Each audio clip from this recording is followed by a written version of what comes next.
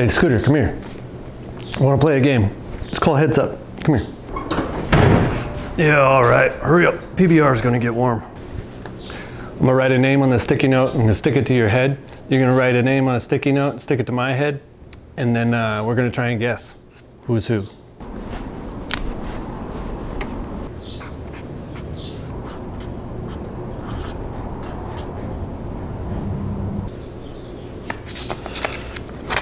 Don't look. All right, you got one? Yeah, here you go.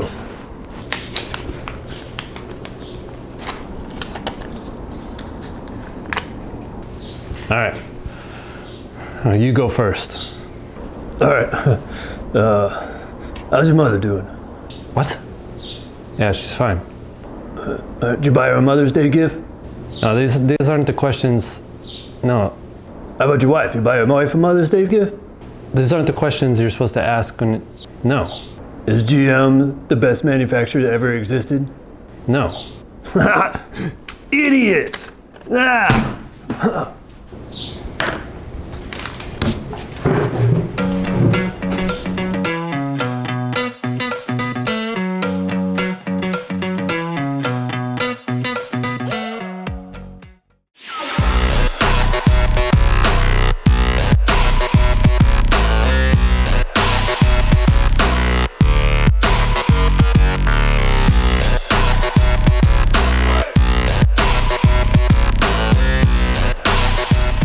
Welcome back to Veteran Idiot.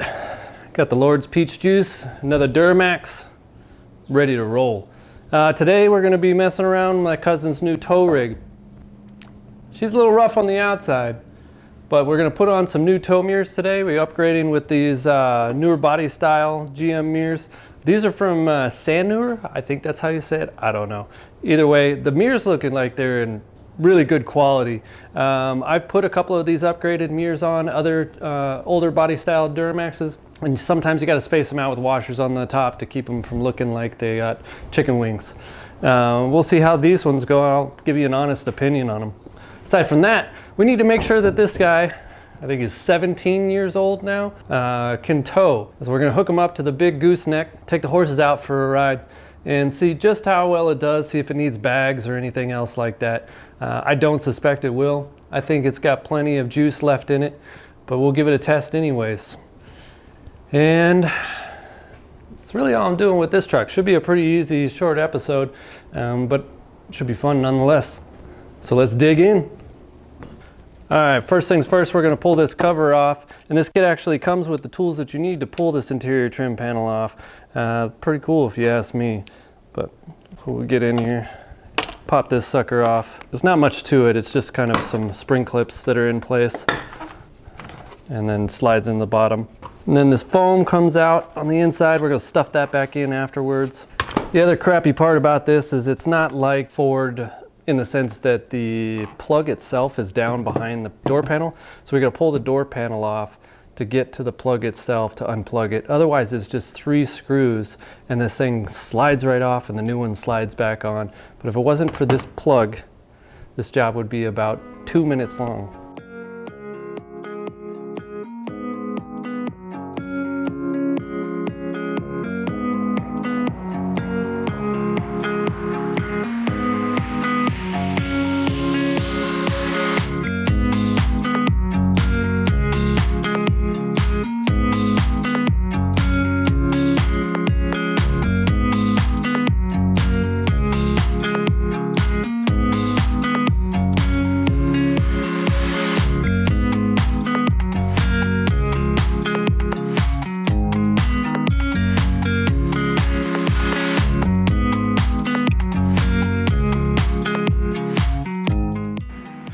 So this thing will dive off the other side if you're not careful, so get a hold of it before you pull it off.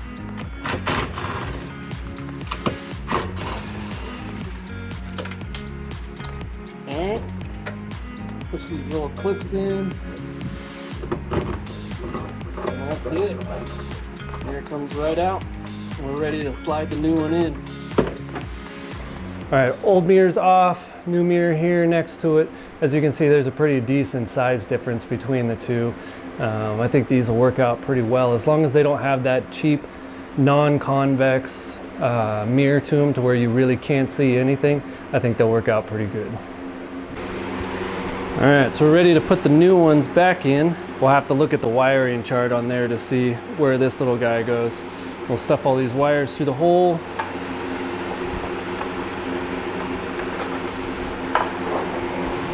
And then it sits right up on there. I'm going to reuse the factory nuts and washers. They're wider than the ones that came with it. I feel like they'll just hold better. So these look pretty good. I don't think I'm going to have to space them with washers at all. It looks like they compensated for that tilt. I think it'll be pretty good.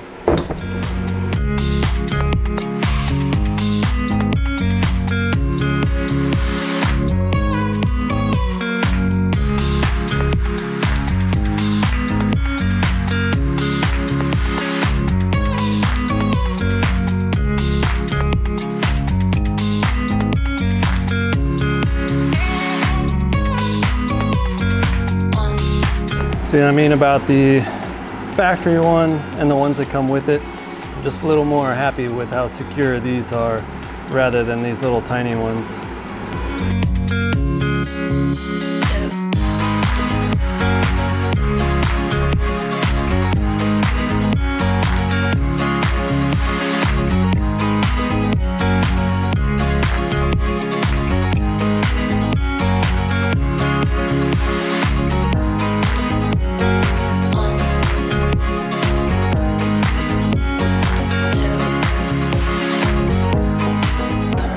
All right, so after looking through everything for the tow mirrors, it looks like I'm gonna need to get some fuse taps for the reverse lights and the parking lights. So, and it didn't come in the kit, so sad face. So I'm gonna need to run to O'Reilly's or an auto parts store for those, but first, need to find out what else we need for this gooseneck setup so we can get that out and get those parts as well while we're out. So this doesn't have any of the chain mounts or the hooks to hook our safety chains to. So this hidden hitch, or this hidden, I think it's a flip ball or ball flip or whatever, B&W hidden ball, something with balls, had holes in the top of the mount where 2 U-bolts slide in, and they both have come through the bed.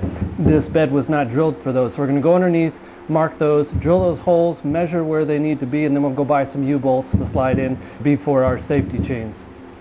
So these holes up here on either side of this spring latch are the holes for the U-bolts. So we'll tap those from the inside, make a dent so we can drill it from the outside, because it'll be kind of a pain to drill under here and I don't like shavings in the eyes. And then up on this side are the other 2 back underneath the pipe up there. And those 2, we need to measure the distance, and then we'll get some U-bolts for those as well. And then they just bolt in and you pull them up when you need them, and that's it.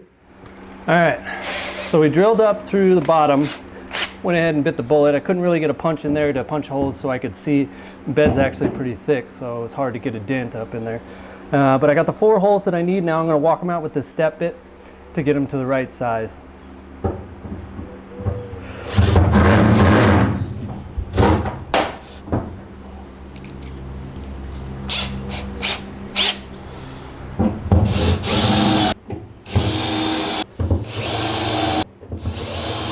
All right, so our holes are in. Now we just gotta go get some U-bolts. Looks like there's a 2-inch spread end to end, so center to center, 2 inches, yeah.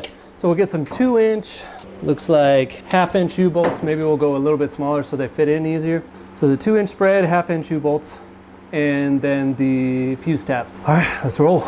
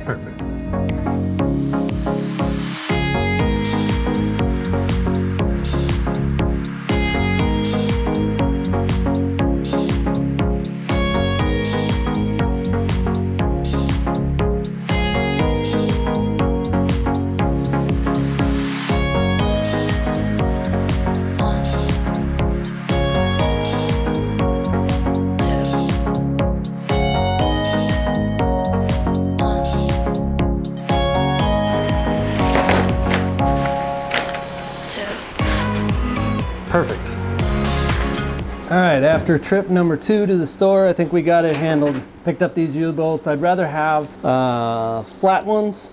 However, these will work for right now, and we can switch them out for flat later. So the way it's gonna work is I got these brass bushings that'll go on the inside underneath, and they're flanged. That'll keep it help with the washers and not pull up through if there's any accidents or whatever that pull the chain. But anyways, so these springs will go on the underside, and what'll be sticking out is just the top of this U-bolt. Everything else will be underneath, and it'll pull it flush. So when you go to use it, you'll pull up on the U-bolt, it'll pull against these springs underneath the bed, hook it on, and then it'll sink back below and hold it low. So that's what we got going on. We'll do it on both sides, and should look something like this. That should be strong enough, hold anything that we're pulling. Okay, so we got the lights for the mirrors figured out, and the way it's gonna work is the white wire from the lights themselves will come here into, I believe it's upper left, 10 amp. That's your trailer running lights. And then this 25 amp, which is supposed to be a 10, somebody swapped it out. With this 25 amp on this side is gonna be the blue wire for the backup light. I'm sorry, the other way around. So the blue wire for the running lights and the white wire for the backup lights. So I got some wire taps. We'll put those in real quick, and then we can run those wires down through the grommet, and then we'll hook it up to the wires. And I've already pulled the wires from the passenger side mirror, even though it's not hooked up yet. There's a plug. We'll tap those together, and then the gray wire gets grounded. It may just be that gray wire that gets grounded to the inside of the dash.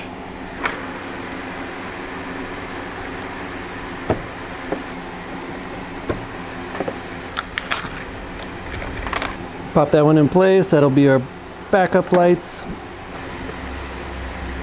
And then this one here will be our running lights. All right, so now that that's ready to be hooked up, we can move on to the other part that's running this wire down through the door itself. So we gotta pop the end off here. We're gonna fish one of these tubes up through that joint and in under the dash, and that way it'll be easy to feed the wires up and through.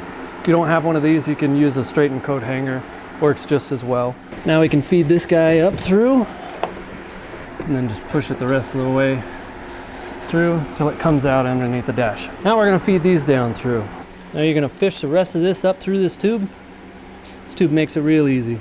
Push them up through, and they'll come out the other side. Bam, just like that. And then take the whole tube up through. All right, we got the wires pulled through the grommet and the wall. Blue is our running lights, so that's gonna hook up to this one here. Leave a little room for it to come out. And then white is our backup lights, so it'll hook up to that one. All right, let's see if we got it hooked up right. Turn on our parking lamp. Our parking lamps are on. Let's see if our reverse light comes on. There we go. All right, we're all good. I'm gonna ground these wires and we'll be done. All right, since we already got this wired in, it should be pretty easy to put this mirror in on this side. Should just be bolting it in and then we're done. So I wanna try something, abracadabra, new mirror.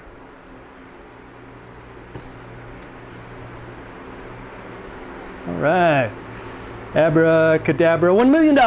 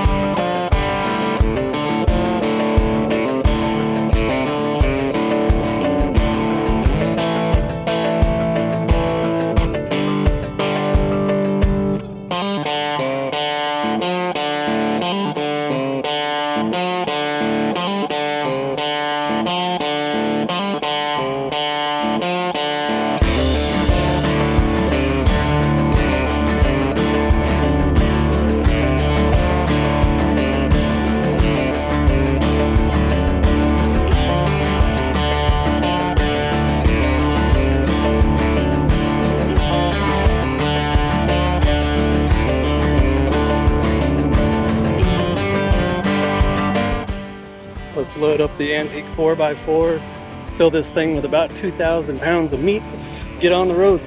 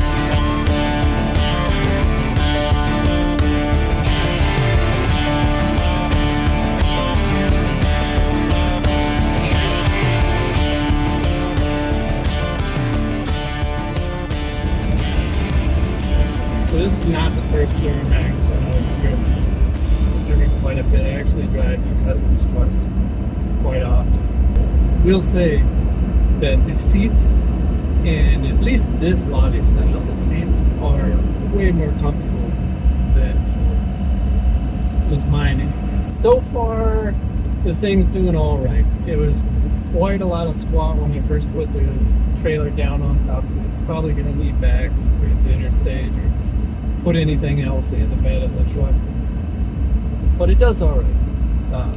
Could use a little bit more power. You can feel it when you start to take off. The mirrors, they're all right.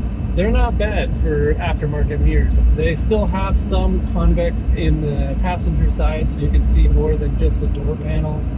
I wish it had more adjustment, and they seem to be tilting upright just a little bit more than I'd like. So I'll probably end up taking the top bolts out, loosening the bottoms, throwing some washers in there, and then tightening it back down to kind of level the mirrors out. I don't know why GM went with this chicken wing looking mirrors on there, but they're pretty easy to fix. You can only go so far though before you start seeing a gap between the door and the actual mirror itself. Aside from that, the mirrors look great.